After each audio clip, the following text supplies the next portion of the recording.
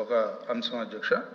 అంతేకాకుండా ఈ డయాలసిస్ రోగులకి అవసరమైనటువంటి మెడిసిన్స్ కానీ కన్జ్యూమబుల్స్ కానీ ఎలాంటి ఆటంకం లేకుండా సరఫరా చేస్తున్నారా లేదనేది అధ్యక్ష. అంతేకాకుండా హెచ్ఐవి అలాగే హెపటైటిస్ బి ఉన్నవారికి డయాలసిస్ అవసరం అయితే ఈ డయాలసిస్ కేంద్రంలో సపరేట్గా వీటికి ఏదైనా వాళ్ళకి వైద్యం అందించేదానికి ఈ పరికరాలను సపరేట్గా ఉంచుతున్నారా? అంతేకాకుండా ఈ రోజున మొత్తం రాష్ట్రంలో డయాలసిస్ పేషెంట్స్ ఎంతమంది ఉన్నారని మీ ద్వారా మంత్రి గారిని అడుగుతున్నాను అధ్యక్ష. మంత్రి గారు.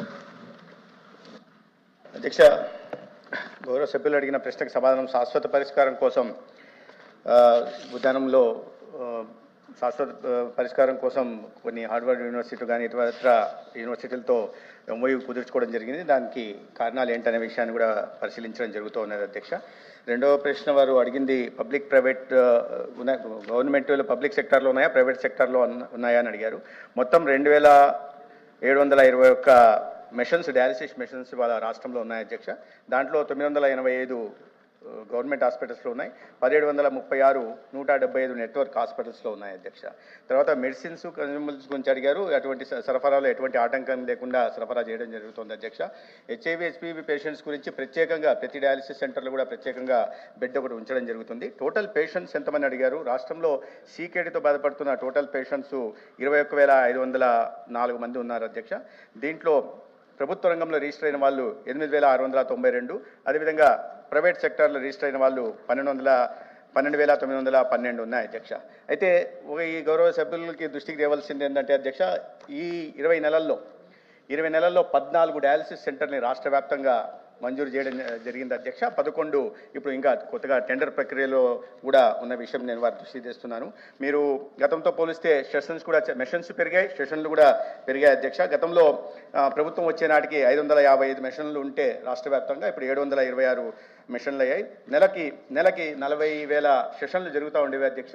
ఇవాళ ప్రభుత్వం తీసుకున్న చర్యల కారణంగా నెలకి 66,000 సెషన్లు జరుగుతున్నాయి. ఉదాహరణకు చెప్పాలంటే 23-24లో 10,24,000 సెషన్లు జరిగాయి. దాని తర్వాత పెరుగుతూ వచ్చి ఈ సంవత్సరం ఇంకా 10 నెలల కాలానికి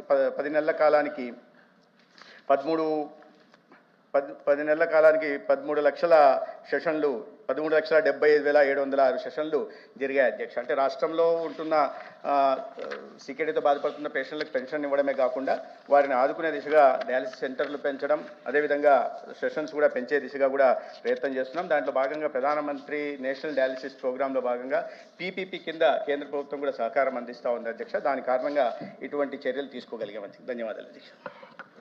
ఇట్లా 675 మంది పేషెంట్లకి ఇవాళ పెన్షన్ 10,000 పెన్షన్ వస్తుంది అధ్యక్ష.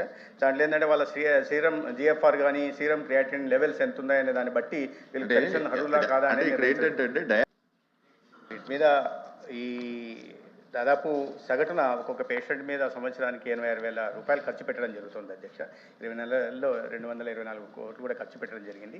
ఈ క్రియాటినిన్ లెవెల్స్ 2 నుంచి 5 స్కేల్ ఉంటుంది. వాటిని ఆధారంగా చేసుకుని చేస్తారు. అయినప్పటికీ మీరు చెప్పిన దాన్ని నేను పరిశీలన అధికారులతో పరిశీలించమని చెప్తాను.